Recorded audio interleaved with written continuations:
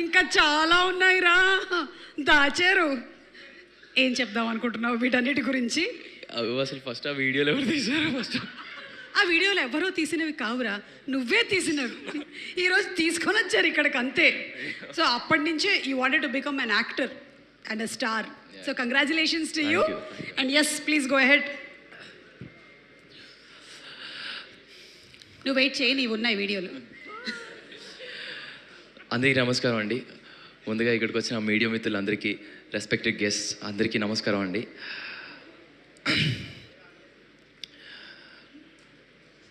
So ముందుగా కోన వెంకట్ సార్తో మొదలు పెడతాను. Sir, thank you sir.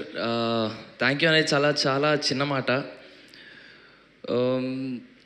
అంటే కోడ్ తర్వాత కోడ్ చేసేటప్పుడు నాని అన్న ఉన్నారన్న చాలా ధైర్యం ఉండేది సార్.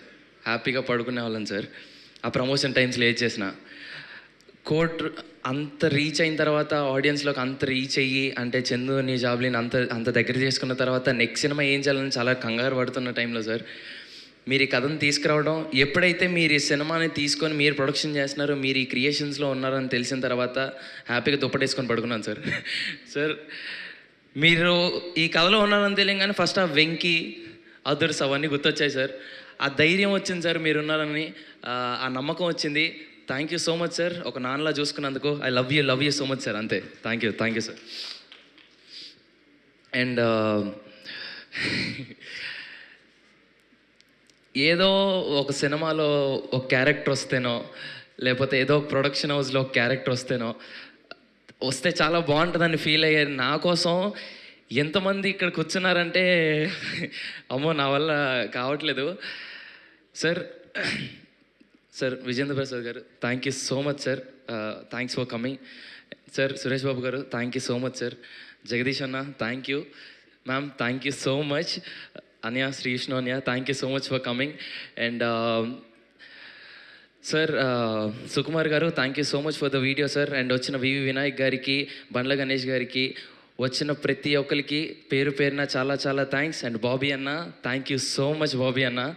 అండ్ వచ్చిన ప్రతి ఒక్కరికి పేరు పేరు చాలా చాలా థ్యాంక్స్ అండి.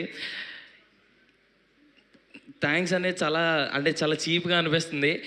ఈ ఇండస్ట్రీలో ఈ సినిమా అనే పిచ్చి నన్ను ఎంతవరకు తీసుకెళ్తుందో అప్పటి వరకు మీ అందరికీ నేను ఎప్పటికీ రుణపడి ఉంటాను. Thank you so much.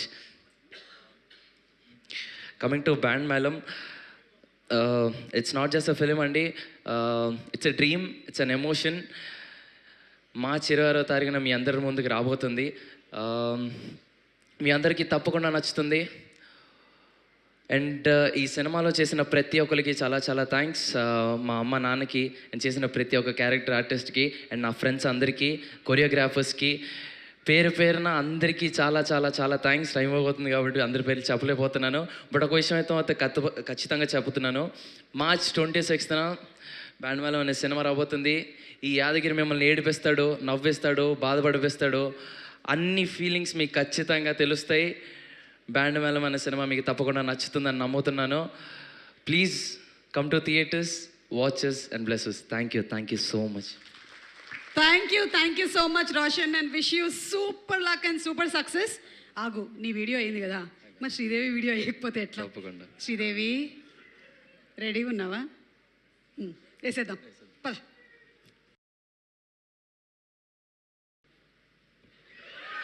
Audio